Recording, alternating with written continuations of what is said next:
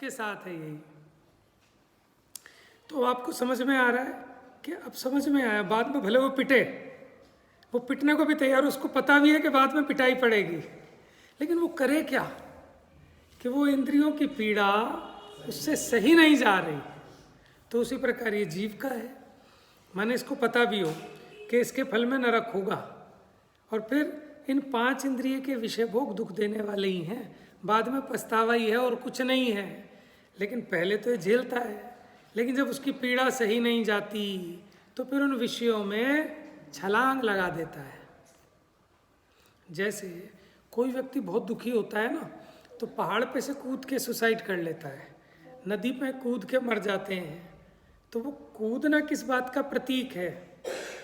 तो कितने महादुखी होंगे कि वो मरण को भी नहीं गिनते।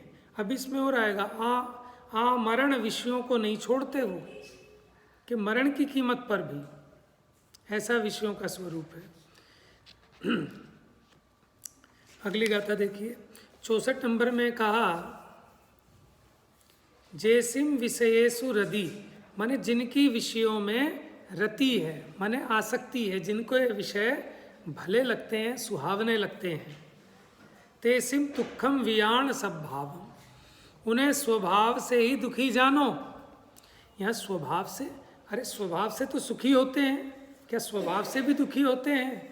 कि यहाँ कहने का मतलब है कि कोई और दूसरा तुम्हें दुखी नहीं करता, तुम अपनी प्रकृति से, अपने स्वभाव से दुखी हो। लेकिन ये स्वभाव कौन सा लगेगा? विभाव स्वभाव। कौन सा स्वभाव? एक होता है स्वभाव भाव, एक होता है विभाव स्वभाव।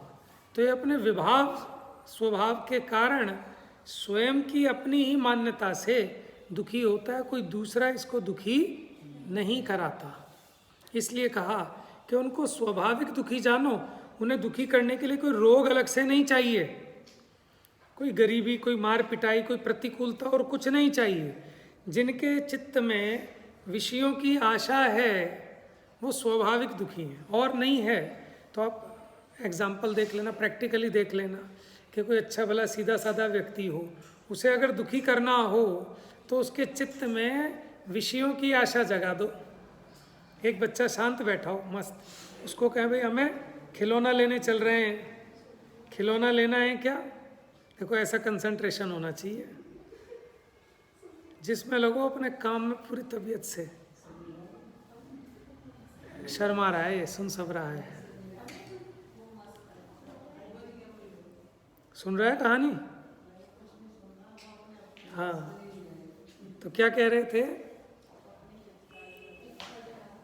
हाँ, अभी एक बच्चे को इच्छा जगा दो कि बेटा वहाँ चलेंगे, वहाँ से खिलौना लाएंगे, तो बस उसका दुख चालू हो गया।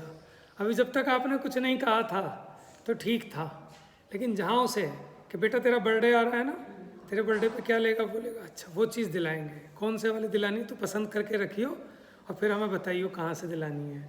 तो बस अब वो हो गया दुखी चालू। ऐसे ये जीव है कि इसको जहाँ विषयों की आशा जगी तो बस अब इसे और कुछ नहीं सुहाएगा। एक वो कहते हैं कि रस नीरस हो जात तत्क्षण अक्ष विषय नहीं भावे। कब? कि जब निज आत्म अनुभव आवे। एक दशा तो तब होती है कि जब आत्मा का अनुभव आता है तो ये 5 इंद्रियों के विषय अच्छे नहीं लगते। लेकिन जो अज्ञानी है, जिसको अपने स्वरूप की खबर नहीं है, तो उसको भी आनंद की खोज तो सबको है, सुख तो सबको चाहिए। ये बात अलग है कि कोई विष्टा के गड्ढे में से सुख निकालना चाह रहा है, कोई 5 इंद्रिय के विषय भोगों में से, कोई देवो पुनीत जो सामग्री है उनमें से सुख निकालना चाह रहे हैं। लेकिन जितने भी हों, चाहे गरीब व्यक्ति हो, चाहे अमीर हो, चाहे देवेंद्र हो, जो भी पर द्रव्य में से सुख निकालने की कल्पना कर रहा है उसे लास्ट में पछताना ही है। क्यों? क्योंकि वहाँ सुख है नहीं जहाँ से आप निकालना चाह रहे हो, और जहाँ है वहाँ देख नहीं रहे। तो ऐसा कहा आत्मा में कौन सा सुख भरा है कि यहाँ से निकलेगा? कह रहे भैया सुख ऐसा नहीं है कि यहाँ से भरा है तो निकलेगा, कि निराकुलता का नाम सुख है, और वो सच्ची निराकुलता अपने स्वरूप को जानने पर पहचानने पर, अपने स्वरूप में स्थिर होने पर मिलती है। इसलिए हम कहते हैं आत्मा में आनंद है। कि अब कोई सोचे कि जैसे गुलाब जामुन में मिठास है, ऐसे आत्मा में, जैसे गन्ने में जो सुवास, गन्ने में जो मिठास, फूल में सुवास है, ऐसी आत्मा में आनंद होगा। तो ऐसा मत समझना कि जैसे गन्ने को पेल दिया तो उसमें से जूस निकल गया, और उसमें से भी लोग निकाल लेते हैं, फूलों में से भी सेंट वेंट बनाने के लिए, ऐसे ही आत्मा में से निकाल लो, ऐसे नहीं निकलेगा। वो तो उदाहरण दिया कि आत्मा का जो भी आश्रय लेता है, अपने आत्मा को पहचानता है, तो उसकी बाहर की दौड़ शांत हो जाती है कि मेरा सब कुछ मेरे पास ही है, मुझे बाहर से चाहिए क्या। सुखी दुखी अपनी मिथ्या मान्यता से हो रहा है तो वो शांत हो जाता है। उसको कहते हैं स्वरूप में डूब गया। कि डूबने का मतलब ऐसा नहीं जैसे गंगा में डुबकी लगाते हैं तो डूबने के नाम पर कई लोग गर्दन को ही तोड़ने को तैयार हो जाते हैं, ऐसे ऐसे करके दबा दबा के। तो ऐसे कोई स्वरूप में डूबना नहीं होगा। कैसे होगा? तो ये तो सिर्फ अलंकारिक शैली है कि स्वरूप में डूब जाओ, कि जैसे वो नमक की डली पानी में घुल जाती है, ऐसे जिनका उपयोग स्वरूप में घुल गया। अब बताओ, हम उदाहरण को ही नहीं समझते। अभी हम कहें कि इसके तो कान पे जू नहीं रेंग रही, अब वो लो जी, लो जू रंग वालो हमारे कान पे, इसका यह मतलब थोड़ा ही है। तो लौकिक में तो पूरी चतुराई करते हैं, कहाँ अलंकार है, कहाँ उपमा है, कहाँ क्या है, और यहाँ लकीर के फकीर बन के बैठ जाते हैं। हमने कहा स्वरूप में डूबना है तो ऐसे ही डूबने को तैयार है कि डुबो जी, हमें तो डुबकी लगाएं। तो वो तो एक कहने की कथन मात्र है। डुबकी का मतलब सिर्फ इतना ही है कि आपको अपना स्वरूप समझ में आया तो आपकी सारी दौड़, ठीक है, आप विश्रांतता को प्राप्त हो गए, बस अब तो यहीं, बस और कहीं नहीं। जैसे कोई मुसाफिर जा रहा था, थकान भी थी, अब उसे कहीं ऐसी जगह मिली कि जहाँ वृक्ष था छायादार, अब वो वहीं टिक के बैठ जाता है कि बस अब और नहीं। समझ में आया? तो उसी प्रकार जब ये जीव को ये समझ में आता है कि मेरा स्वरूप क्या है, मुझे पर से कुछ नहीं चाहिए, मैंने तो स्वयं अपनी इच्छा से दुखी हो रहा था, और जब मुझे मेरा स्वरूप समझ में आ गया कि पर द्रव्य का कुछ भी मेरे में आ नहीं सकता है, और मेरे में किसी चीज़ की कमी है नहीं, आत्मा को भोजन नहीं चाहिए, पानी नहीं चाहिए, यश प्रतिष्ठा, इससे आत्मा में कुछ नहीं बढ़ता। ये तो अपनी कल्पना से मानता है ना। अभी मान लो आप लोग मेरी प्रशंसा कर दें तो मेरा क्या बढ़ जाएगा, और आप लोग निंदा कर दें तो मेरा क्या घट जाएगा। लेकिन कौन ऐसा समझेगा जिसको मैं का स्वरूप पता है।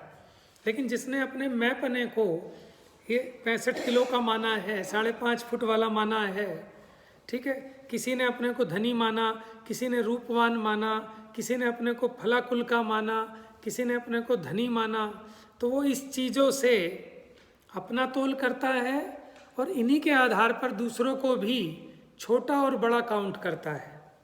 लेकिन ये सब अज्ञानियों की पैमाइश है।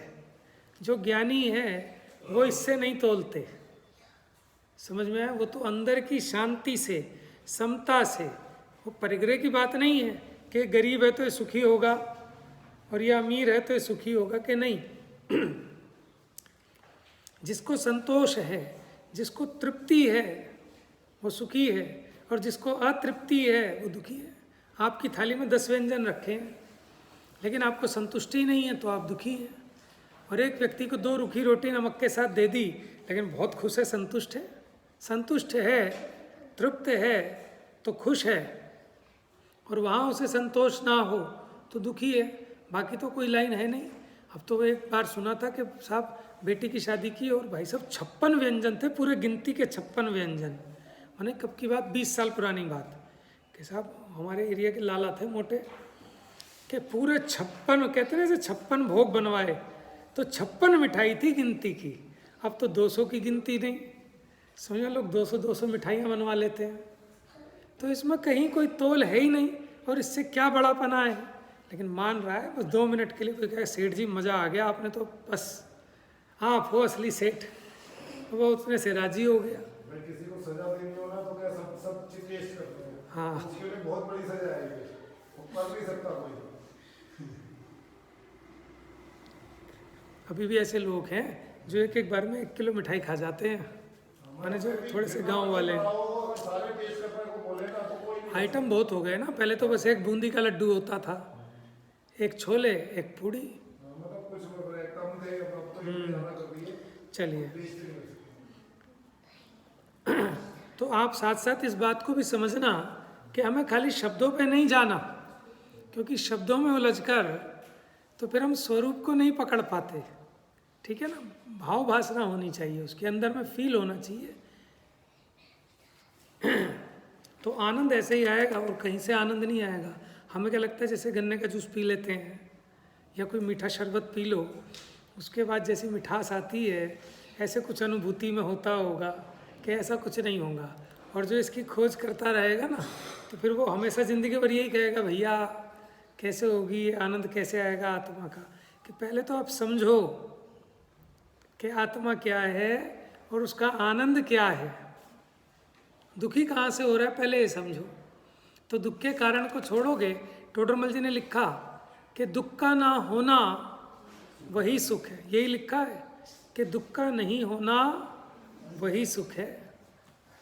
समझ में आया? देखो, समय निकालो, इतने रतन मोती हैं। मोक्ष मार्ग प्रकाशक रत्नकरण श्रावकाचार, ज्ञानानंद श्रावकाचार, कि आपको भूल जाओगे सब। लेकिन हमारा प्रमाद है कि इतने बढ़िया, मतलब ऐसे हीरे हैं, ठीक है, एक से एक बढ़िया। आप पढ़ते रहो तो बस पढ़ते ही रहो, सब काम छोड़ के, वही करने लायक है। और व्यापार भी करना है तो ये इससे बढ़िया कोई व्यापार नहीं है। क्या कहते हैं कि वो आम के आम गुठलियों के दाम, वो वाला बिजनेस है कि आपको जो संतोष प्राप्त होगा, शांति होगी, वो तो है ही। लेकिन आपको तत्व ज्ञान समझ में आएगा। और पुण्य पुण्य तो बहुत छोटी चीज़ है, समझ में? वो कहते हैं ना, जब जन्म हुआ तीर्थंकर का, तब इंद्र बजावे बांसुरिया, इंद्रानी छम छम नृत्य करे, वाकी रुन झुन बाजे पा। अब कोई बताओ यार, कोई कितना भी धन्ना सेठ हो, ठीक है, और वो कैसा, मैंने अपनी शादी में किसको बुलाया, मोदी को, कि मोदी बांसुरी बजाएगा हमारी शादी में। है संभव? समझ, कौन? वो भी मोदी तो कुछ नहीं, सोधर्मेंद्र, जिसके जन्म में आकर बांसुरी बजाए, ठीक है, और नाचने के लिए भी वो इंद्रानी आए, जो कि एक भवावतारी है अब। और सोधर्मेंद्र भी एक भवावतारी है, और वो आ रहा है। आप सोचो क्या है, किस लिए आ रहा है, बताओ क्यों आ रहा है? हैं? उसको बहुमान आ रहा है ना। किस चीज का? भाई वो तीर्थंकर आए हैं। हाँ, और बताओ साहब, तत्व ज्ञान का। और बताओ, हाँ, और बताओ। मैं उसको ये है ना कि उनके उनके वो अभी जा रहे हैं, उनके पीछे पीछे हम भी जा रहे हैं। अच्छा, मेरा एक प्रश्न है, तो मुझे एक बात बताओ, तो फिर तीर्थंकर के जन्म पे क्यों आते हैं? और इतने ज्ञानी हुए कि जो नहीं, देखो, तीर्थंकर के अलावा चौथे काल में क्या सम्यक दृष्टि पैदा नहीं होते होंगे? साक्षात इसी भव से मोक्ष जाएं। तीर्थंकर का पुण्य है ना उस लेवल का। हाँ, तो इसीलिए आप ये नहीं कह सकते कि वो माने आत्म सम्यक दृष्टि हैं इसलिए वो आ रहा है इंद्र। कि अगर इसलिए आए तो और जितने हैं सबके लिए आए, खाली तीर्थंकर के लिए क्यों आ रहा है? असली बात है उनका पुण्य। क्या है? पुण्य है। देखो, माने जैसे अंबानी ने अपने बच्चे की शादी करी, अब वहाँ अमिताभ बच्चन आया नाचने के लिए, मान लो, मुझे नहीं पता आया नहीं आया, आया। अब किसी ने पूछा कि साहब आप यहाँ क्यों आए? कि साहब ये बहुत सज्जन हैं। कि सज्जन तो और भी बहुत हैं, आप उनके यहाँ क्यों नहीं आते? समझ में आया? ऐसे ही जो सोधर्मेंद्र आया, शची इंद्रानी आई, अब वो कहें कि साहब ये आत्मानुभवी हैं, सम्यक दृष्टि हैं, इसी भव से मोक्ष जाएंगे, इनका अंतिम जन्म है। तो भैया ऐसे तो बहुत सारे हैं कि जो जिनका अंतिम जन्म है, इसी भव से मोक्ष जाएंगे, चरम शरीरी हैं। युधिष्ठिर पैदा हुए, उसी भव से मोक्ष गए ना। आए थे उनके में जन्म कल्याणक मनाने इंद्र।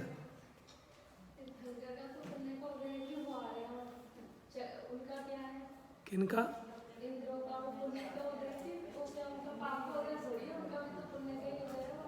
नहीं वो तो है ही। अभी मैं एक बात क्लियर हो जाए ना, फिर मैं भूल जाऊँ। तो आप ये देखो, देखो ये पुण्य के पीछे उनका पुण्य है ना, क्योंकि तीर्थंकर प्रकृति विशेष पुण्य प्रकृति है कि जिसके कारण उनके पांचों कल्याणक बनते हैं। लेकिन इससे बताओ तीर्थंकर में इससे क्या बढ़ गया? क्या बढ़ गया? एक बच्चा अपने स्कूल में गया और 2-4 हज़ार रुपये की टॉफ़ी बांटाया, बर्थडे है मेरा, सबने happy birthday to you, happy birthday to you.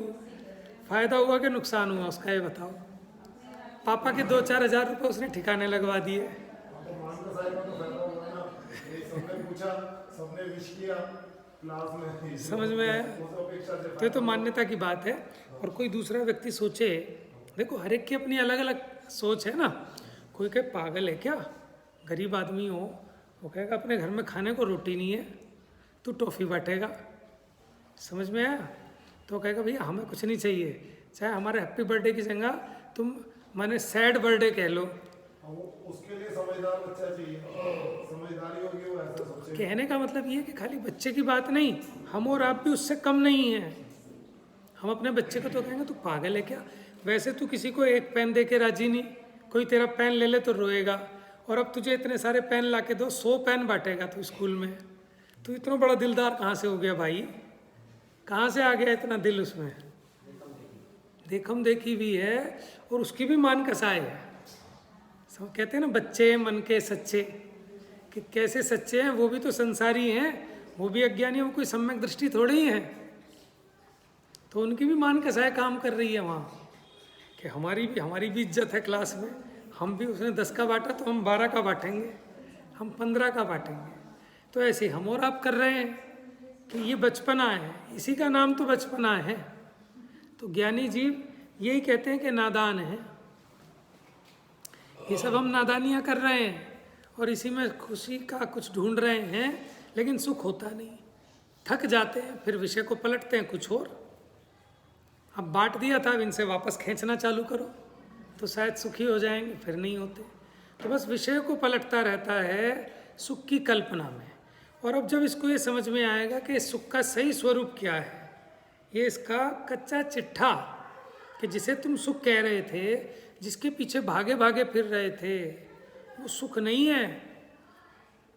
तो इसलिए अब ये जीव उस सुख से विरक्त होगा, सच्चे सुख को पहचानेगा, उसको प्रकट करेगा। अतीन्द्रिय सुख को तभी तो प्रकट करने का उपाय करेगा। देखो जिसको ये समझ में आ रहा है कि एक बढ़िया महल बन जाए, कोठी बन जाए, बंगला बन जाए, बस इसका नाम सुख है। अब उसे कोई समझाए, कितना समझाए कि जंगल में जो सब छोड़ के चले गए वो सुखी हैं, उसे समझ में आएगा कभी? उसे आ ही नहीं सकता, क्योंकि उसकी बुद्धि में तो ये बात बैठ रही है कि महल वो सुख का कारण है, और जिन पे महल नहीं वो काहे के सुखी। इसलिए उसका सारा का सारा पुरुषार्थ कि कैसे भी करके एक महल बनाना है। बस भाई सब कुछ भी हो, मरने से पहले तो एक बना के जाऊंगा, और ऐसा बना के जाऊंगा दुनिया देखेगी। तो कैसे बेवकूफ है?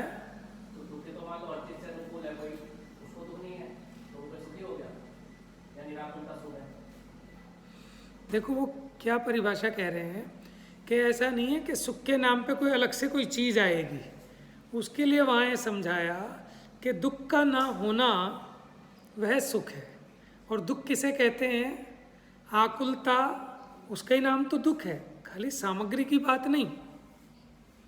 आकुलता का नाम दुख है, और आकुलता का ना होना वही तो सुख है।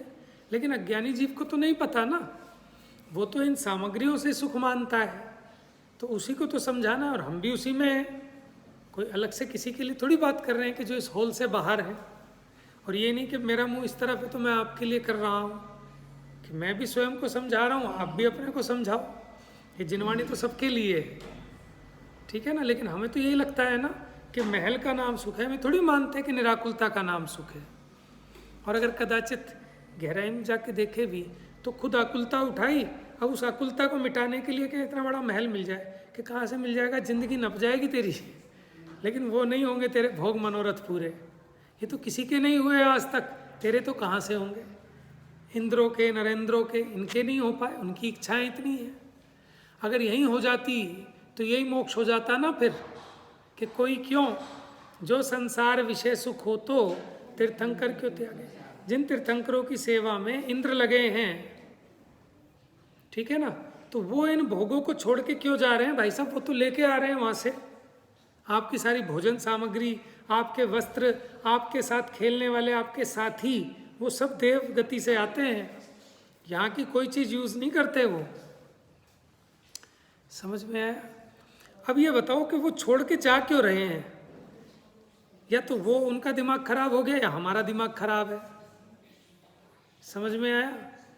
तो अब जब तक समझ में ये नहीं आएगा कि बिना महल के भी सुखी हुआ जा सकता है, महलों में सुख नहीं है, तब तक महल इकट्ठे करने की दौड़ मिटेगी कैसे? नहीं मिटेगी। और जब तक नहीं मिटेगी तब तक निराकुलित नहीं हो सकता। अभी अब ढूंढ तो हर व्यक्ति निराकुलता रहा है, लेकिन उसकी निराकुलता का आधार पर द्रव्य है कि मैं इसको कह रहा हूँ, ये मेरी बात नहीं मान रहा, इसलिए मैं आकुलित हूँ। मेरी बात मान जाए तो मैं निराकुलित हो जाऊँगा। ये ट्रेन 8 बजे की, मैं 7 बजे पहुँच गया स्टेशन पे, अभी 7:15 बजे ट्रेन आ जाए तब तो मैं सुखी हो जाऊँगा, तब तो मैं निराकुलित हो जाऊँगा। अब ट्रेन पौना घंटा बताओ लेट आ रही है, और मैं कदाचित 8 बजे पहुँचा, 8:15 पहुँचा, तो मैं क्या कहता हूँ, ट्रेन 9 बजे आए या 9 बजे चले। समझ में? अपनी मर्जी के हिसाब से करना चाहता है तो फिर सुखी कहाँ से होगा? चाहता तो हर कोई व्यक्ति निराकुलता है, लेकिन निराकुलता एक तो स्व के आधार से, स्वाधीनता से, वस्तु के स्वरूप की स्वतंत्रता को समझकर। लेकिन ये कैसी निराकुलता चाहता है कि जो अपने हाथ की नहीं है। मेरा मन करा कि इस दीवार थोड़ी देर खिसकाओ, छोटा पड़ता है हॉल, तो इस अब तेरे तू स्वाभाविक दुखी है, तेरे को अगर ये इच्छा जग गई तो तुझे दुखी करने के लिए कोई दूसरा नहीं चाहिए। वो बात यहाँ कह रहे हैं कि जिसके 5 इंद्रिय के विषयों की आशा है वो स्वाभाविक दुखी हैं। जय तम न ही सब भावम, अगर ये स्वाभाविक ना हो, वावारो नत्थि विषयत्थम, तो फिर विषयों में व्यापार नहीं हो सकता। ये जो विषयों में एक व्यक्ति ये दीवार को खिसका रहा है, तो हमें समझ में आएगा ना कि महादुखी है, तभी तो खिसका रहा है, और इसके चाहने से खिसकेगी नहीं, खिसक भी सकती, कोई बड़ी बात नहीं है। अगर मानो उसमें इंद्र की ताकत हो तो खिसका भी दे वो, ठीक है ना, लेकिन है तो पराधीन ना। अब चलो एक काम हो गया, लेकिन सारे काम तो उनके भी नहीं होते। इच्छा तो बनी रहती, वो गैप किसी का फिल नहीं होता। ये ऐसा एक गैप है किसमें, ये इच्छा में और विषय में, वो गैप सबका बना रहता है। हर कोई व्यक्ति सोचता है, गरीब सोचता है मैं गरीब हूँ ना, मेरे पास कम है इसलिए शायद मैं सुखी नहीं हूँ, लेकिन ये तो अमीर लोग हैं, इनके पास गाड़ी है, बंगला है, नौकर हैं, चाकर हैं, सब आज्ञाकारी हैं, तो शायद ये सुखी होंगे। लेकिन उनका भी वो गैप बना ही रहता है। वो बीच की जो खाई है उसे कोई नहीं पाट पाया, कि किसने पाट दिया, कि जिसने वहाँ से मुँह ही मोड़ लिया, उस खाई को भरने का उद्यम ही छोड़ दिया। बहिर्मुखी की जगह अंतर्मुखी हो गए तो उनकी खाई पट गई, तो वो सुखी हो गए। तो निराकुलता का आधार अपने स्वद्रव्य का आश्रय है। आश्रय कैसे लें? माने अपने स्वरूप को समझना, अपनी सच्ची समझ करना, तो वो सब आश्रय सब होता है। फिर उसके लिए कोई अलग से पुरुषार्थ नहीं है। तो यहाँ 5 इंद्रियों में फंसे हुए जीवों के उदाहरण दिए थे, एक एक इंद्रिय के विषय में कैसे कैसे पीड़ा को सहन करता है। कुट्टनी हाथी, वो हथनी है ना, वो मछली, पतंगा, भौरा और हिरण, एक एक विषय के लोलुपी होकर कितने दुख को भरते हैं। और कोई कहता है कि साहब आप कैसे कहते हो दुखी है, कि भाई साहब अगर दुखी नहीं होता तो ये उपचार क्यों करता? क्या जिसके कानों में दर्द ना हो, क्या वो कर्णशूर बकरे का मूत्र डालेगा क्या? समझ में? इससे सिद्ध हुआ कि परोक्ष ज्ञानियों के दुख स्वाभाविक ही है। सब अपने अपने से दुखी हैं, ये समझ लेना। कोई बच्चों से दुखी नहीं, कोई बड़ों से दुखी नहीं, कोई मित्रों से शत्रुओं से दुखी नहीं, कोई शरीर से दुखी नहीं। ये सब झूठ बात है कि मैं शरीर से दुखी हूँ, साहब मैं तो घर से दुखी हूँ, मैं तो घरवाली से दुखी हूँ, मैं तो घरवाले से दुखी हूँ, मैं तो बच्चों से दुखी हूँ। ये सब झूठी बात है। अपने अज्ञान और कषाय से दुखी हैं। कषाय में ही वासना आ जाएगी, वो इच्छा।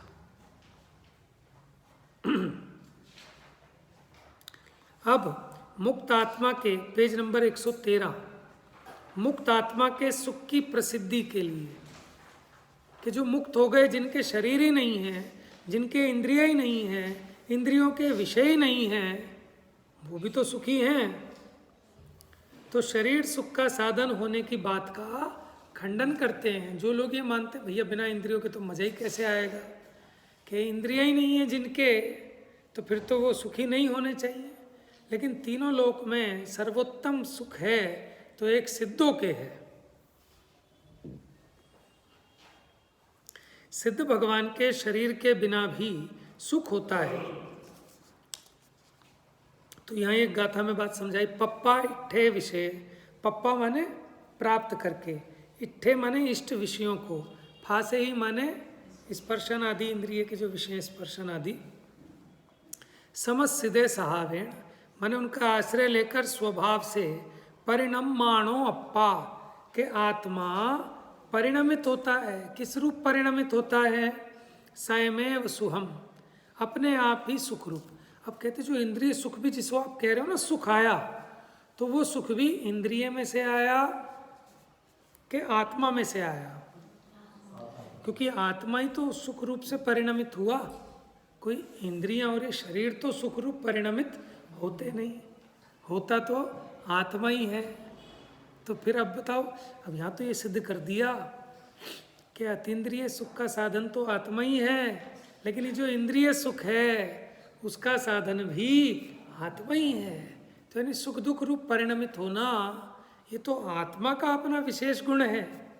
ये इंद्रियां सुख रूप नहीं होती, बल्कि इनको तो कष्ट होता है, समझ में थकान होती है।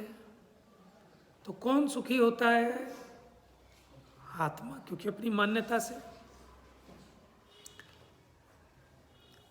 देखो हम पूरे दिन अपने घर में बैठे रहे एसी चला के अंदर, लेकिन अगर हमें कोई ज़बरदस्ती अंदर बंद कर दे, बाहर ताला, बस हमें इतना ही डाउट हो जाए कि बाहर से ताला लगाया गया है, तो बस हम बेचैन चालू हो जाएंगे। समझ में है? क्यों? पराधीन सपने सुख नहीं।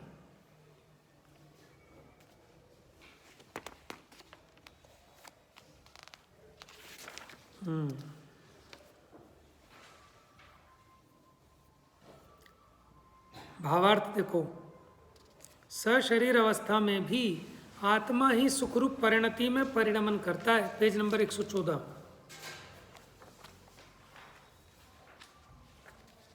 बात समझ में आ रही है आपको? देखो समझनी ही पड़ेगी। जिंदगी में इतने बड़ी बड़ी चीजें देखने में आती है, और फिर भी देखो जीव की कैसी बलिहारी, परिणामों की कठोरता, कि मैंने ऐसे तो देख के ना इतने भयभीत हो जाते थे कि दीक्षा लेके भाग जाते थे हजारों हजारों लोग।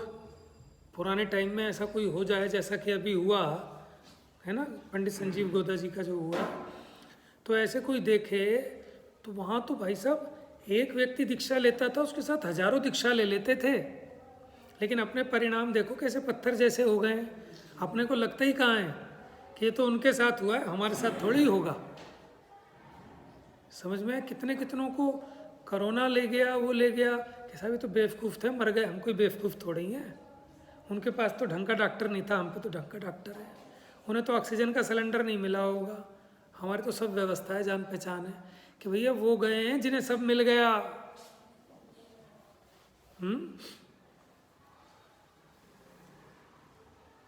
तो इसलिए जीव ना विचार नहीं करता।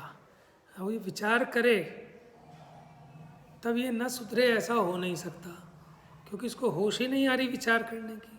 श्रीमद जी ने लिखा, कर विचार तो पाम। अगर ये जीव विचार करे तो ख्याल में आता है ना। अब देखो, अब जैसे संजीव गोदा जी गए, इनसे पहले ऐसे बहुत गए होंगे, लेकिन लोगों ने विचार नहीं किया, तो इतना फील नहीं किया, वैराग्य नहीं आया। ये तो कोरोना से इस तरह होने लगा कि वो जब से जूम वूम हो गया, तो सब लोगों को एक उसके माध्यम से भी लोग अपने वैराग्य का पोषण कर रहे हैं, तत्व ज्ञान की प्रेरणा ले रहे हैं। नहीं तो अगर ये नहीं होता जूम वूम, तो क्या होता कि उनके घर के पास सब लोग जाते, जितने जाते वो काम खत्म था, लेकिन दूसरे लोगों को प्रेरणा नहीं मिलती। तो अब इतना जो हाईलाइट हो रहा है, इतना जो पता चल पा रहा है, तो हमारी बुद्धि में विचार चल रहा है ना। जब विचार चल रहा है तो थोड़ा सा दिखाई दे रहा है जगत का स्वरूप। और आचार्य लिखते हैं कि वो क्या है, जगत काय स्वभावो वैराग्य अर्थम क्या है,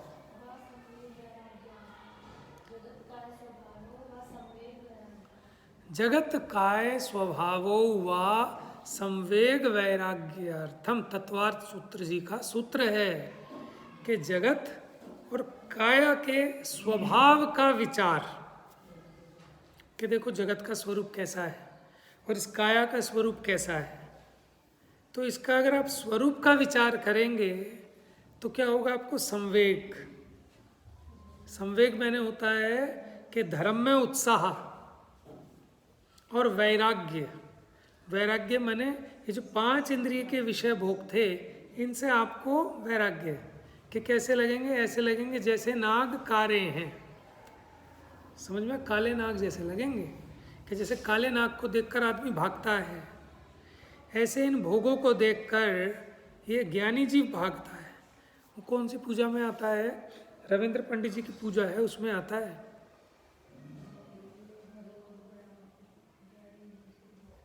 रविंद्र पंडित जी की पूजन की कोई पंक्ति है, बहुत सुंदर है। यही जिस बात पे मैं कह रहा हूँ कि ज्ञानी भोगों से, देखो जैसे हम कहते हैं ना नाग, तो नाग हमें लगे, तुम तो सुना रही हो, रविंद्र पंडित जी की पूजन में से कह रहा हूँ।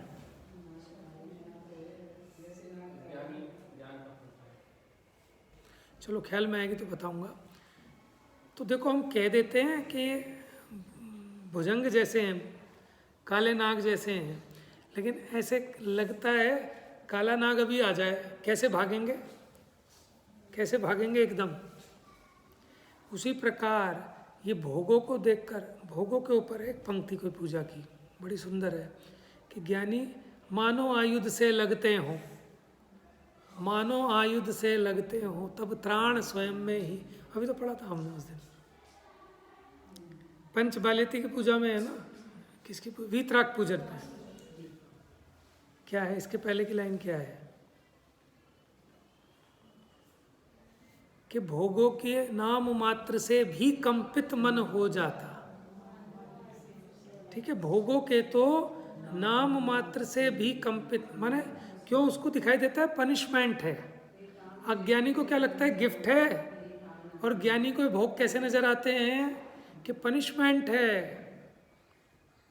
भोगों के तो नाम मात्र से भी कंपित मन मानो आयुध से लगते हों तब त्राण स्वयं, माने कोई अस्त्र शस्त्रों का वार करे ना, ज्ञानियों को ऐसे लगते हैं भोगों की कथा, भोगों के नाम मात्र से भी। तो इसलिए कह रहा था कि क्यों लगता है, इसका नाम है वैराग्य। देखो इसमें भय भी है कि डर गए, ज्ञानी डर गए, तो वो कहते तुम तो बड़े सुबट हो, जिससे तीर्थंकर जैसे महापुरुष भी डर गए। किससे, इन विषयों से, इन संसार से, लेकिन तू तो बड़ा सुबट है कि तुझे डर नहीं लगता। तो जो संसार विषय सुख होता तीर्थंकर क्यों त्यागें, काहे को शिव साधन करते संयम सो अनुरागे। तो अभी अपना मोह तीव्र है ना, तो नहीं आती बात समझ में। जब थोड़ा मोहमंद हो, माने जब ये विचार करता है तो मोहमंद होता है, तब समझ में आती है बात, तब इसको लगता है। समझ में आया ना। तो विचार करना चाहिए कि पहले आप अपनी ज़िंदगी में एक समझदार आदमी ढूंढ लो बस। अगर आपने समझदार आदमी ढूंढ लिया तो आपका मोक्ष पक्का है। श्रीमद् राजचंद जी ये कहते हैं, ज्ञानी गुरु, गुरु तो बहुत है, सुनना वह वहाँ समर्पण कर दे अपना, एक ज्ञानी गुरु खोज ले। कहने का मतलब क्या है कि कोई समझदार व्यक्ति ढूंढ ले। हम कहीं रास्ते में भटक रहे हों तो हम कोई समझदार सा आदमी ढूंढ लेते हैं, कौन है, उसका पीछा पीछा कर लेते हैं और हम भी अपने गंतव्य पे पहुंच जाते हैं। हम 10 लोगों से रास्ता पूछते हैं, लेकिन हमें यह निर्णय होता है कि किसकी माननी है किसकी नहीं माननी। कोई आदमी कहता है भाई साहब इधर जाओ, तो भी हम इधर गाड़ी ले जाते हैं। क्यों? क्योंकि इतना कॉमन सेंस हमारे अंदर होना चाहिए कि सामने वाले की बात में कितना दम है, कि ये सच बोल रहा है कि झूठ बोल रहा है, इसकी बात ठीक है। इतना तो न्याय युक्ति से आपको समझ में आना चाहिए। इतनी परीक्षा तो एक सड़क चलने वाला आदमी भी कर लेता है, ठीक है ना। तो फिर वहाँ ये कह रहे हैं कि तू एक सच्चे विवेकी को, सच्चे ज्ञानी को एक ढूंढ ले। तो तेरी बुद्धि काम नहीं करती तो कम से कम उनको देख देख के कर ले कि तीर्थंकर ने क्या किया, भोगों में फंसे कि भोगों को छोड़ा। जिस बिना नहीं जिन राज सीझे, उनकी तो क्रमबद्ध में नक्की था ना कि तीर्थंकर हैं, इनके पंच कल्याणक मनाए जा रहे हैं। फिर उन्होंने क्यों भोगों का त्याग किया, क्यों दीक्षा धारण की? उन्हें नहीं पता था कि मेरी क्रमबद्ध में मोक्ष जाना निश्चित है। कि भाई क्रमबद्ध में मोक्ष जाना निश्चित है तो क्रमबद्ध में ये भी निश्चित है कि वो जगत और काय के स्वरूप का विचार करेंगे और उससे उन्हें धर्म में संवेग और 5 इंद्रिय के विषयों में वैराग्य उत्पन्न होगा। और वैराग्य दुखदायक नहीं होता, वैराग्य सुखदायक होता है। लेकिन हमारी बुद्धि में यही बैठा है कि वैराग्य माने दुख। क्यों? कि हमने महल कोठीन 5 इंद्रिय के विषयों को सुख माना है। हमको नहीं पता कि निराकुलता में सुख है। और जिसको समझ में आता है कि निराकुलता में सुख है, तो उन्हें वो जंगल में बैठे हुए मुनिराज अहो, वो 3 लोक में जो अपने दृष्टिगोचर हो रहे हैं। देखो अनंत सिद्ध अपने दृष्टिगोचर नहीं हो रहे ना, जो साक्षात दिखाई दे रहे हैं, चलते फिरते सिद्धों से गुरु, कि हमें तो यही सिद्ध नजर आ रहे हैं कि इनसे सुखी कोई नहीं होगा दुनिया में। समझ में आया? अब जिसको मुनिराज सुखी नजर आ रहे हैं, एक व्यक्ति तो ऐसा है, और एक व्यक्ति ऐसा जिसको अंबानी अडानी सुखी नजर आ रहे हैं। तो हमें समझ में आ गया उसकी होनहार का, कि जिसको अंबानी अडानी सुखी नजर आ रहे हैं वो फंसेगा इस नरक जाल में, और जिसको दिगंबर मुनिराज अच्छे और सुखी नजर आ रहे हैं वो छूटेगा इनसे। समझ में आया ना? उसकी दृष्टि बता देती है कि कहाँ जाएगा। समझ में आया? शेष चर्चा अब इसकी कल आगे बढ़ाएंगे। गाथा नंबर 66 चलेगी अपनी। जा वाणी के ज्ञान से सूझे लोकालो, सो वाणी मस्तक नमो।